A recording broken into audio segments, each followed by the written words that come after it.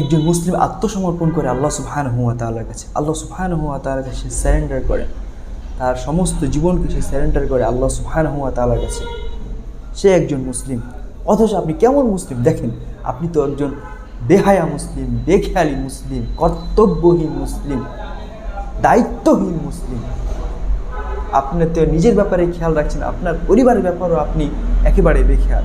আপনার ইসলামের ব্যাপারে কোন খেয়ালটা থাকবে আপনি বলেন? সাম্প্রতিক সময়ে বিজাতিরা লাভ জিহাদ নামে একটি কর্মকে তারা বাস্তবায়ন করার চেষ্টা করছে এই ভারত এবং বাংলাদেশে। সেটা কি জানেন?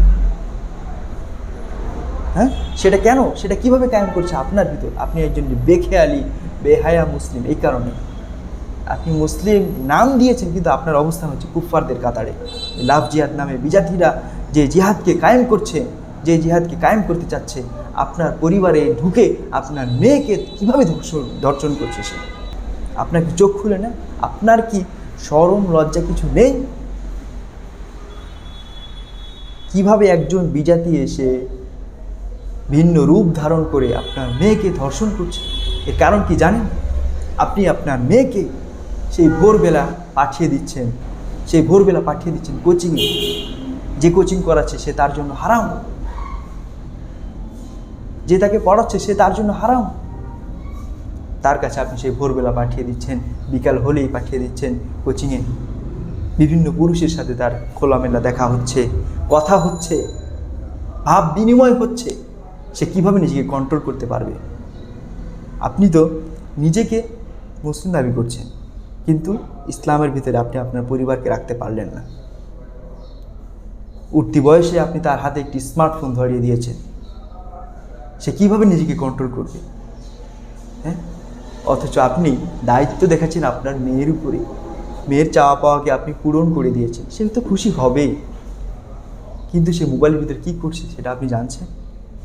লাভ জিহাদ নামে যে কর্ম তারা বাস্তবায়ন করছে, তারা মোবাইলের মাধ্যমে, সামাজিক যোগাযোগের মাধ্যমেই তারা সেটা বাস্তবায়ন করছে, এবং সেখান থেকে আপনার মেয়েকে উঠিয়ে নিয়ে ধর্ষণ করে, আপনার মেয়েকে হতাশ করে, আপনার মেয়েকে নষ্ট করে আপনার ঘরে ফিরিয়ে দিচ্ছে।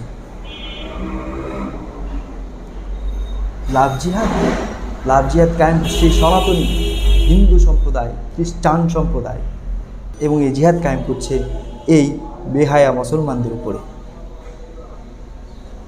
এই অজ্ঞ মূর্খ মুসলমানদের উপরে তারা এই কর্মকাণ্ড বাস্তবায়ন করছে। অথচ বাস্তবায়নের পরে আপনি হা হুতাশ করছেন, হাই কি হইল, আস্তাগফিরুল্লাহ, লা হাওলা ওয়ালা কুওয়াতা ইল্লা বিল্লাহ। লজ্জা থাকা উচিত।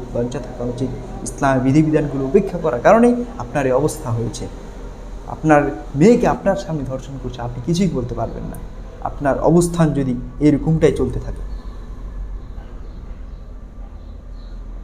কারণ আপনি জন্ম থেকে ইসলামের জ্ঞান আপনি শিখেননি, আপনার পরিবারকে শিখাননি। তাওহীদের জ্ঞান আপনি শিখেননি, আপনার পরিবারকে শিখাননি। আপনি নামাজে অভ্যস্ত ছিলেন, আপনার পরিবারকেও সে নামাজে অভ্যস্ত করেননি। কীভাবে আপনি হেদায়েত পাবেন? কীভাবে আল্লাহ আপনাকে রক্ষা করবে? কীভাবে আপনি আল্লাহর সাহায্য আশা করেন? আপনি তো নিজেকে মুসলিম দাবি করছেন, কিন্তু অবস্থান করছেন একটি কাফের সম্প্রদায়ের কাতারে, অথচ বলছেন আমি একজন মুসলিম। না, কখনোই না। আপনার নামাজ নাই, আপনার দাড়ি নাই, আপনি নিজেকে কীভাবে মুসলিম দাবি করছেন? কোনো অবস্থাতে আপনি একজন মুসলিম হতে পারেন না। লা হাওলা ওয়ালা কুওয়াতা ইল্লা বিল্লাহ।